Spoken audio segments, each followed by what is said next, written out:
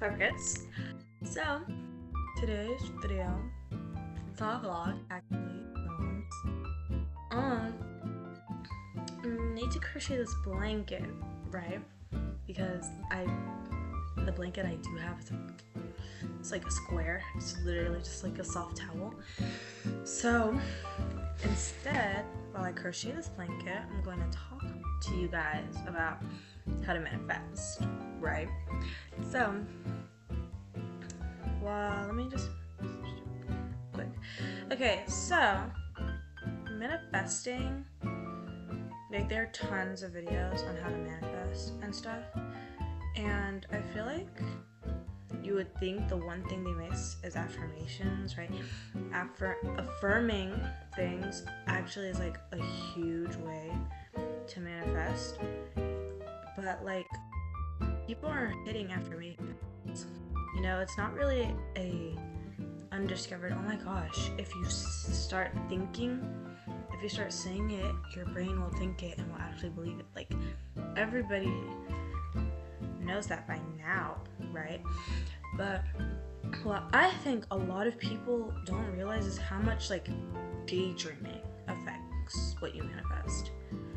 So we know that March is like the month of manifestation. It's the month of luck. It's the month where everybody's trying to get everything. How so many people are looking through angel numbers and 1111s and 4-leaf clovers and St. Patrick's Day. It's a lucky month, you know? But we're trying to channel a lot of our energy into meditations and grounding with nature and getting everything we want. But I feel like daydreaming plays a huge part of that, instead of just like doing 5-minute meditations and affirming in the mirror every day, which works, but just daydreaming is so much more powerful, I guess would be the word.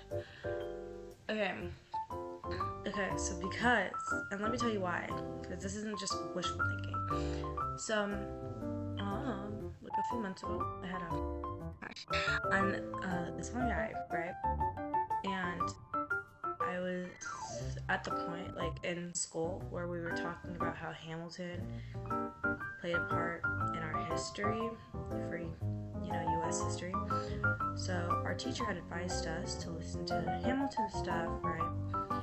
And while I was listening, so I like to connect people I know, and as well as myself, into what I'm learning about to try and connect to it. So I incorporated myself, a girl, and a crush into Hamilton. Me being Angelica, the girl being Eliza, and the guy as Hamilton. So I was just like, okay, this is how I'm learning. I'm learning it. This is like what happened. This is how my reality is. But I didn't realize that I had actually, like, while daydreaming about those characters as us, affirming that fate and reality into my life. And come a few months later, I am working this guy, while the guy and the girl like each other. So I'm in the Angelica position, he's in the Hamilton position, and she's in the Eliza position. And I was just like, that's kind of unexpected. Like, they didn't even talk. They didn't even know each other. And then all of a sudden, like, this happens. And then after a few months later, I'm like, wait.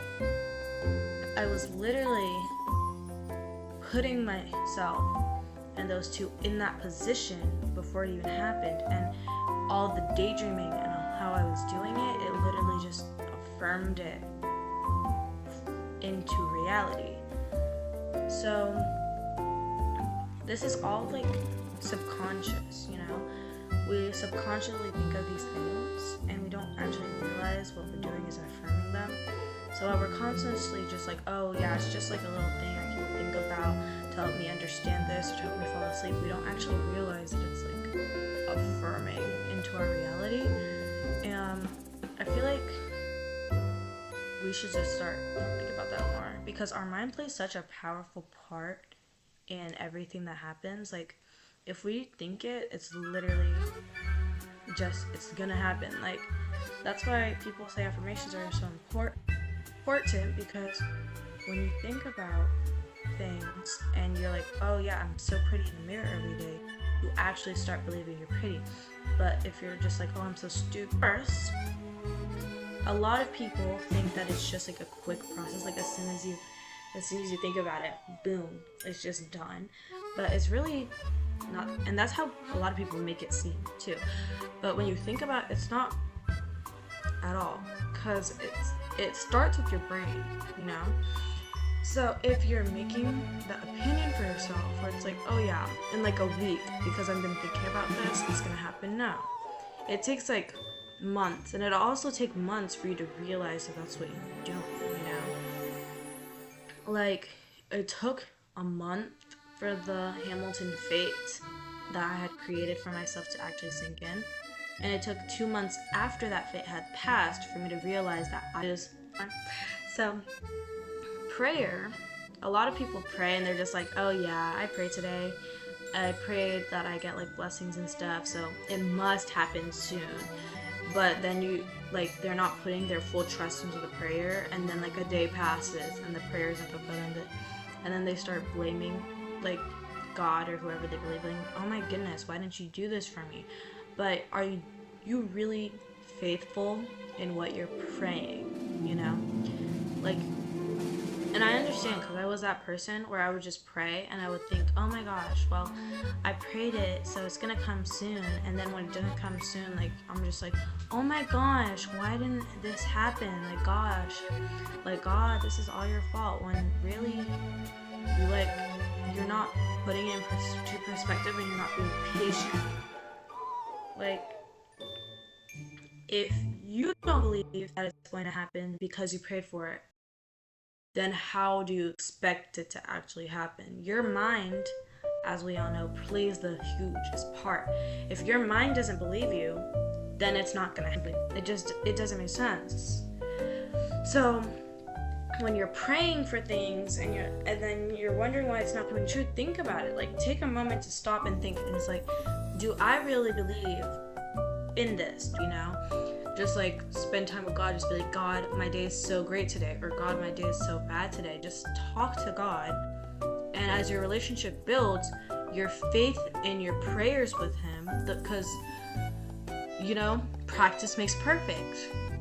Practice will help you. If you're practicing just praying normally and not asking for anything and trying to make faith out of everything, and you're just talking to God, just like, oh yeah, my day is going great today, or God, my day is like really bad, or God, oh my gosh, did you see this? Like, talk to God as if He is your friend. If you need, let's say you need $5 extra dollars to pay for something, you're not going to just go up to a stranger and ask for $5 and expect the stranger to give it to you, you know?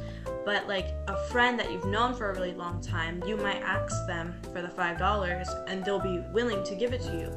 It's all about building a relationship. If you don't have a relationship with God and you're just asking for things, how do you expect them to come true? And some things that you want to manifest aren't right for you. They're just not. So if you're praying for something that God knows isn't meant for you, and you've already built a relationship and you didn't know that it wasn't right for you, and it doesn't happen, you need to have the discipline and the strength and the mindset to know, okay, move on.